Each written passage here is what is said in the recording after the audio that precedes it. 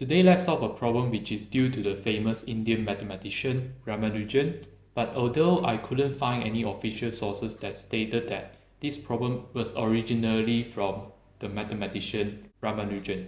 So in this problem we are going to solve over the set of integers that satisfy the following simultaneous equation, where you have that square of x plus y is equal to 7, x plus square of y is equal to 11. So now, first I will notice that in order for the square roots to be well defined, we must have that x, y to be non-negative integers.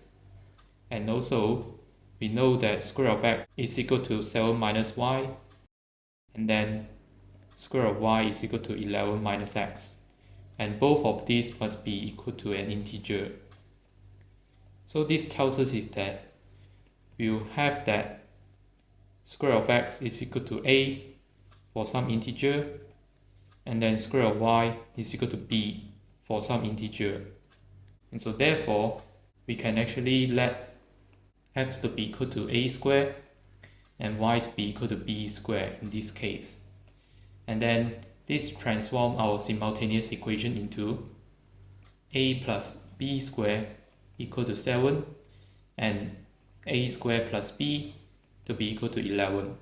And then now let this equation be 1 and the second equation be 2.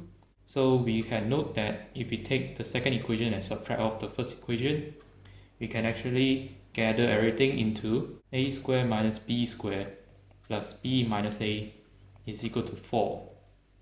And then now we can actually factorize this, which you can quickly see that this is equivalent to a minus b times by a plus b minus 1. And this is equal to 4. And then because these two factors are actually integers and they both multiply into 4, we can actually just check all cases that satisfy this, where over here, I'll first notice that we know that a, b are non-negative, and then a and b are not both equal to 0, which in this case is obviously true.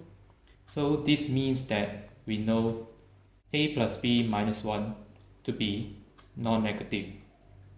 And then this implies that a minus b to be also non-negative.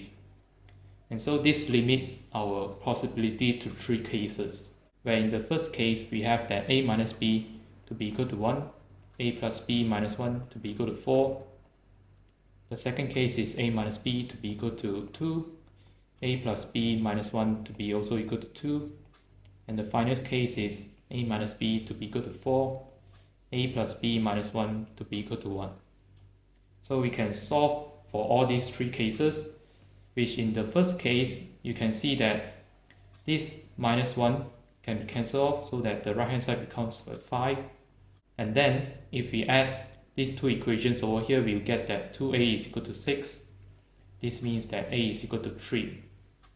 So this means that b is equal to 2.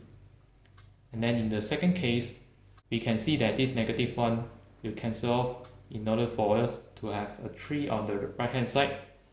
And then adding these 2 equations over here, you get that 2a is equal to 5. And then a is equal to 5 over 2, which is not an integer. And for the last case, similarly this negative 1 will give us a 2 on the right hand side. And then adding these 2 equations over here, you get 2a is equal to 6, which means that a is equal to 3, b is equal to negative 1. But here, this negative 1 is not valid because we want non-negative integers, so therefore this is not a valid solution. So our valid solution is just a equals 3 and b equals 2. So this means that we have that x and y are indeed just 9 and 4.